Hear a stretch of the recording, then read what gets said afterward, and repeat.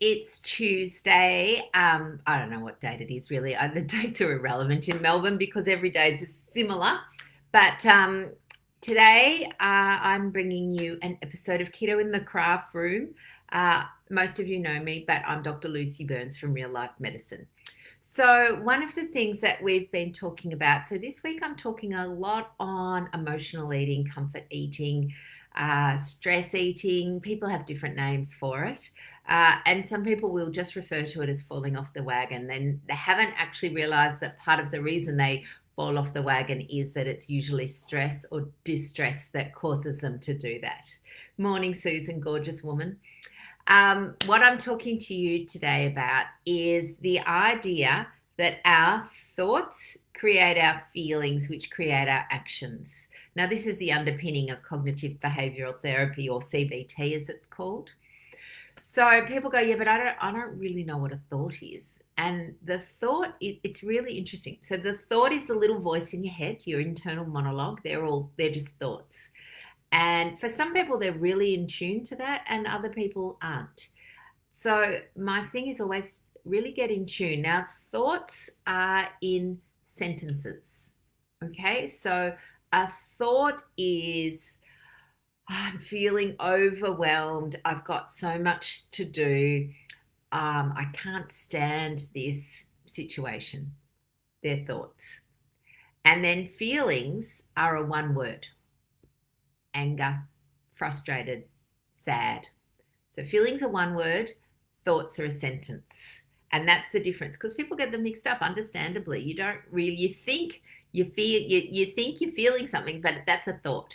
So the question here is, good morning, lovely women. Look at you, Bronwyn, Nick, Helen, Sue. Oh, gosh, heaps. Oh, I'm Bern. Hello, wonderful peeps. So a thought is the sentence. Now, it's really interesting because we can change our thoughts. It feels that you can't, that they're just there, that you have no control over them.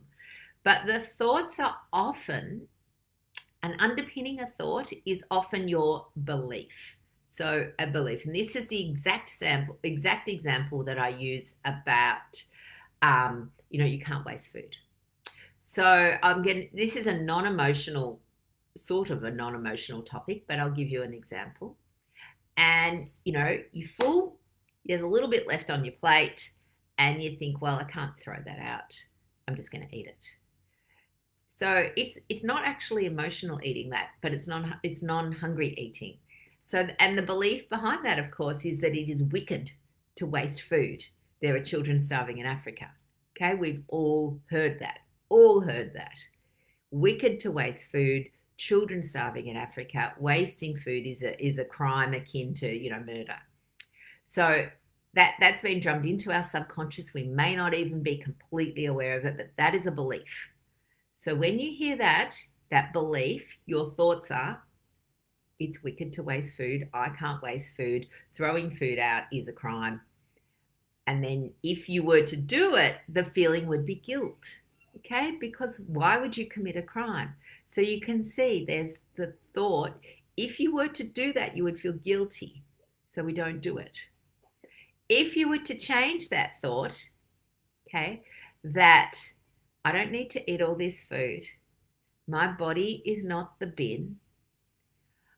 It's not waste to put it in the waste. And in fact, there's a really good one that says it's better to go in the waste than on my waste.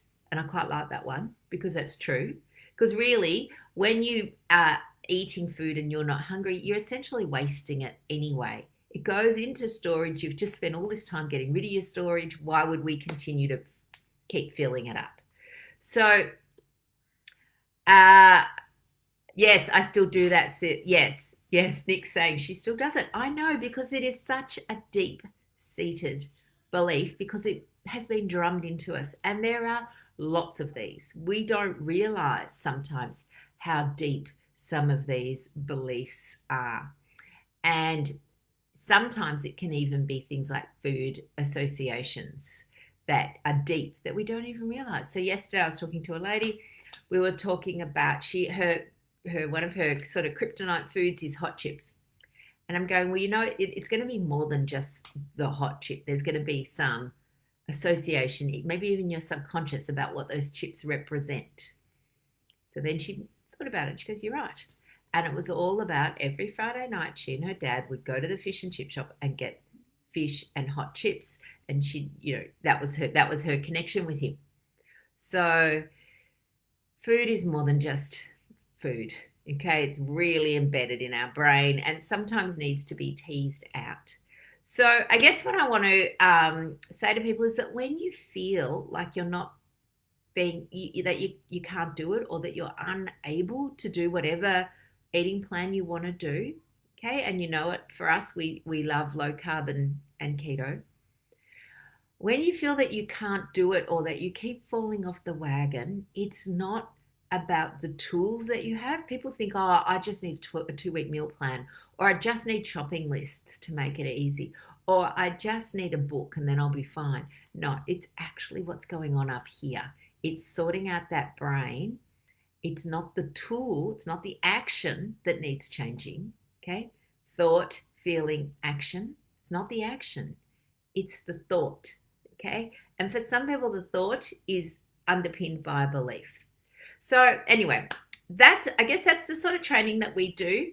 And that's the bit that I love, because it's fascinating and such a light bulb moment for people. They suddenly go, oh, yeah, ding, epiphany. Most of you know that that's what I used to call my business, an epiphany.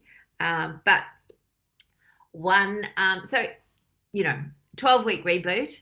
This is the sort of training we cover. Okay. Obviously, we cover the food and the things and all those sorts of things, but really getting deep into that mindset. That's our jam.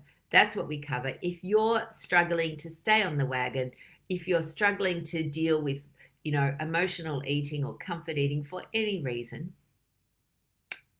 we can help you. Okay, lovely.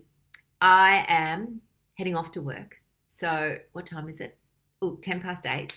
I'm up early today. Okay, remember, my struggle is to become an early morning person. Okay, it's not it has never been my thing, but I'm working on it, and it requires patience, persistence, and perseverance.